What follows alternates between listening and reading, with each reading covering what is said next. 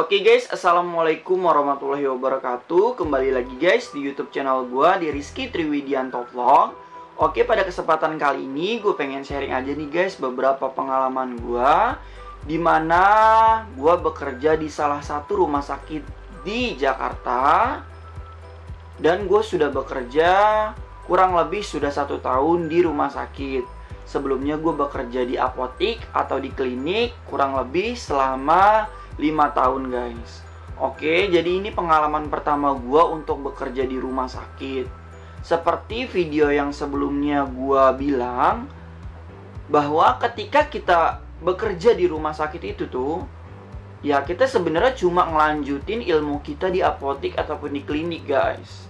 Jadi kita melanjutkan nih ke rumah sakit, ya sama aja, rawat jalan, rawat inap, IGD, instalasi kamar operasi, ya keempat aspek itu tuh sama aja guys. Cuma ada cumanya ya guys ya. Lu ketika bekerja di rumah sakit, otomatis lu harus hafal alat kesehatan. Di apotik atau di klinik ada nggak sih alat kesehatan? Jawabannya adalah ada, terutama di klinik. Karena klinik merupakan gabungan antara dokter, perawat, dan juga apoteker dan asisten apoteker atau tenaga teknis kefarmasian. Dan bedanya alkes di rumah sakit sama di klinik itu apa sih? Jauh banget berbeda guys. Hampir 360 derajat itu berbeda jauh guys. Mungkin yang di klinik cuma adanya SPED, cuma ada NaCl, cuma ada RL, cuma ada injeksi-injeksi kayak vaksin-vaksin yang untuk balita. Cuma ada itu doang untuk alkes dan obat-obatan yang berbau dengan injeksi. Ketika lu berkecimpung di rumah sakit, itu hampir 360 derajat, itu benar-benar berbeda guys. Kenapa gue bilang kayak begini? Ya ini pengalaman gue yang sudah 1 tahun bekerja di rumah sakit.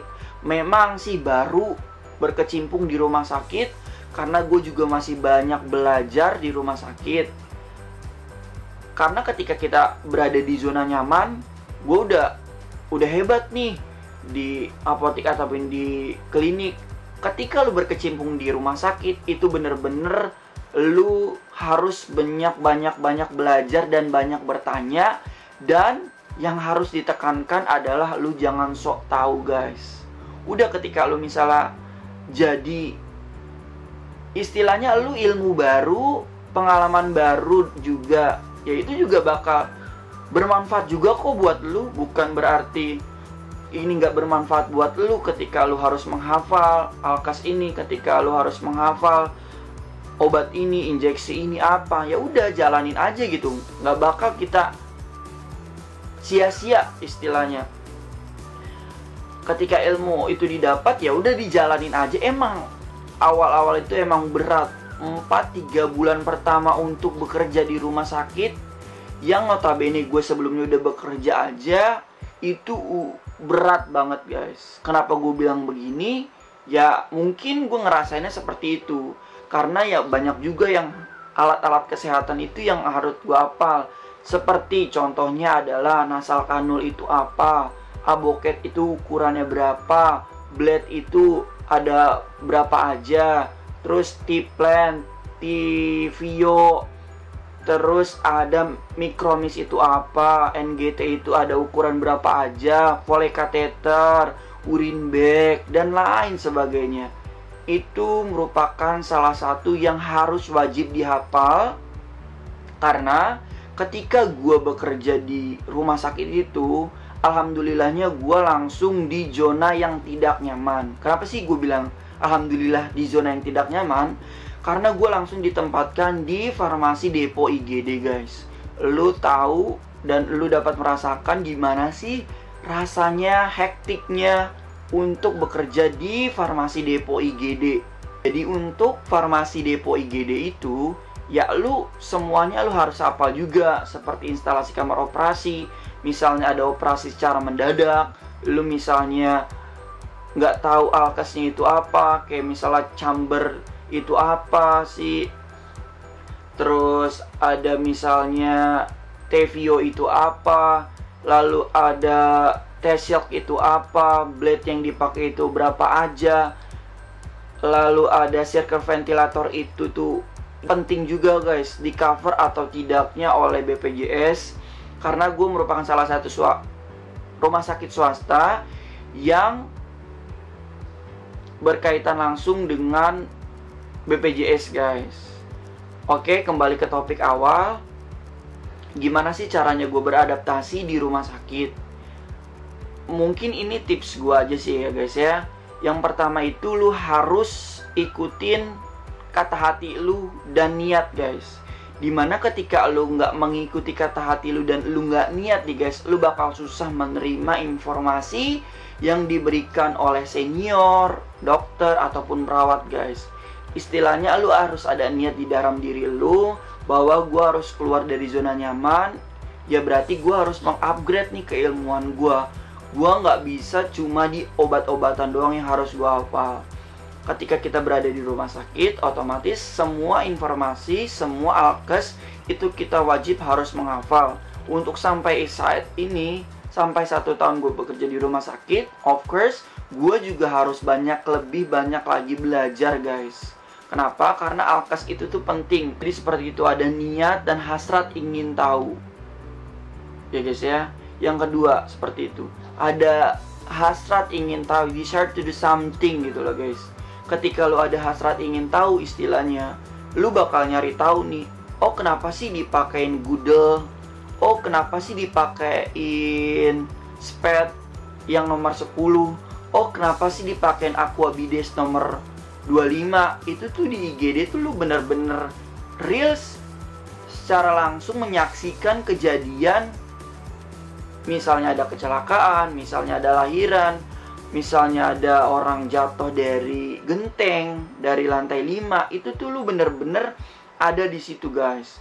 Dan lu harus bener-bener cepet istilahnya guys. Cepat dan cepat ketika lu berada di rumah sakit. Kenapa gue bilang seperti ini? Karena kita tidak pernah tahu ketika dokter mempunyai kepribadian yang seperti apa. Karena kita manusia, kita harus mempelajari kepribadian orang itu berbeda-beda guys. Jadi kita harus memaklumin ketika dokter ini, kenapa sih dokter ini marah-marah terus? Kenapa sih dokter ini harus cepat? Kenapa sih dokter ini kok santai banget? Kita juga harus memahami keadaan seperti itu guys. Dimana lu sebagai seorang farmasi bukan belajar tentang obat-obatan, alat kesehatan juga, bukan. Tapi lu juga mempelajari tentang psikologi, tentang manusia. Kenapa orang ini seperti ini, kenapa dokter ini seperti ini, lu juga harus bisa mempelajari seperti itu. Intinya adalah lu harus sabar dan tawakal dan tabah ketika lu mempelajari hal baru. Kenapa? Karena ketika lu nggak niat, ketika lu nggak mempelajari hasrat ingin tahu, ketika lu cuma ingin seperti itu doang, ya lu percuma doang gitu loh guys. Lu nggak bakal nangkap bener, lu nggak bakal nangkep ilmunya. Intinya ketika lu misalnya diomelin, istilah kasar ketika lu diomelin sama senior, ya apa nih dampak positif yang gue dapat nanti setelah misalnya lu resign dari pekerjaan lu yang sebelumnya? Of course, lu banyak ilmu pengetahuan juga, lu banyak pembelajaran yang lu dapat nih di rumah sakit lu sebelumnya. Istilah kata ketika lu pengen resign. Dan juga ilmu lu tuh semakin banyak juga gitu loh. Misalnya nih lu TTK yang lulusan S1 farmasi ataupun yang D3 farmasi ingin lanjut ke S1 farmasi dan melanjutkan ke apoteker, ya menurut gue juga itu ketika lu nanti ya bekerja atau PKPA di rumah sakit, di puskesmas, klinik ataupun di apotek, ya lu nggak bakal susah juga gitu guys untuk ngikutin nanti ketika lo PKPA. Intinya adalah nikmati setiap prosesnya, nikmati segala tantangan yang ada di depan. Bersikap tenanglah ketika memang ada tantangan di depan. Kenapa sih gue bilang kayak begini? Ya karena ketika misalnya lo lagi hektik itu apa sih, lagi riweh itu apa sih, lagi rame nih guys di IGD.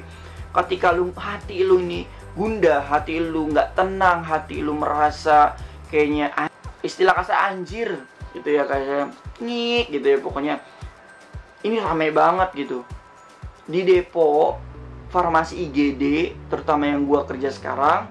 Itu tuh lu jaga cuma sendiri. Ketika lu jaga cuma sendiri dan lu nggak bersikap tenang, istilahnya lu bakal kacau guys pikirannya. Misalnya lu nih udah jago nih ya, udah 1 tahun, tapi ketika lu berpikiran lu nggak tenang hatinya, lu misalnya ada perawat minta ini, ada dokter minta ini, tapi lu nggak tenang hatinya, itu lu juga bakal lupa guys tempatnya di mana.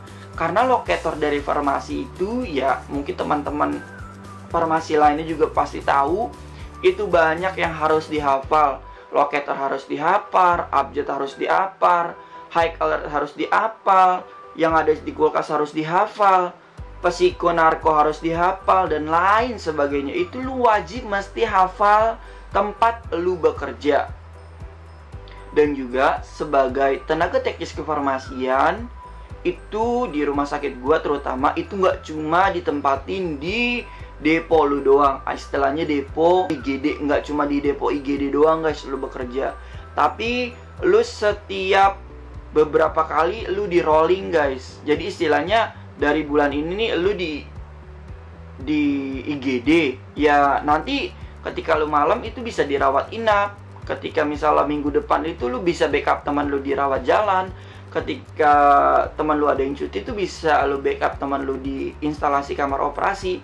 Intinya di farmasi itu lu belajar menyeluruh, rawat jalan, rawat inap, depo farmasi IGD, instalasi kamar operasi guys.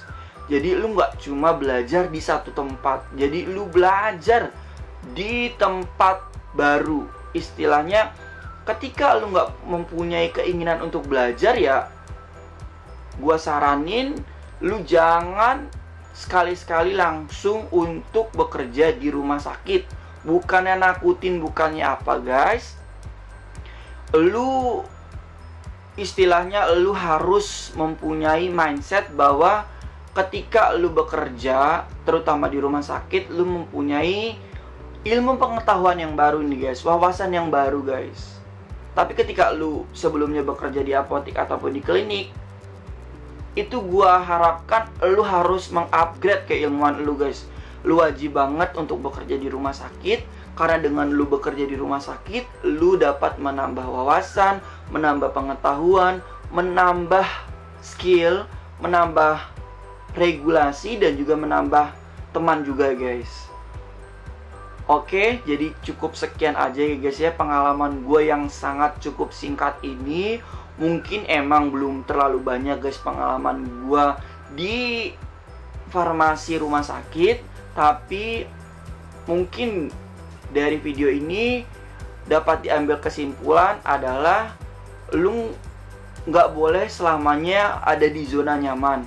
Ketika lu udah ahli di rawat jalan, ya jangan di situ terus istilahnya guys. Lu harus mengupgrade keilmuan lu untuk menjadi pribadi yang berilmu dan juga pribadi yang mempunyai keingintahuan yang tinggi.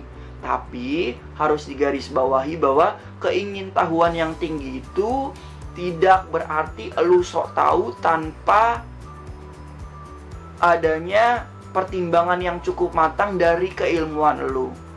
Jadi seperti itu ya guys ya. Intinya semangat dan berusaha keluar dari zona nyaman merupakan salah satu hal yang amat cukup berat. Namun itu ketika kita ada di zona nyaman kembali, itu dapat memberikan pengetahuan dan juga ilmu pengetahuan dan skill buat kita. Oke, cukup sekian dari video gua kali ini. Kurang lebihnya mohon maaf. Wassalamualaikum warahmatullahi wabarakatuh. Dadah, terima kasih.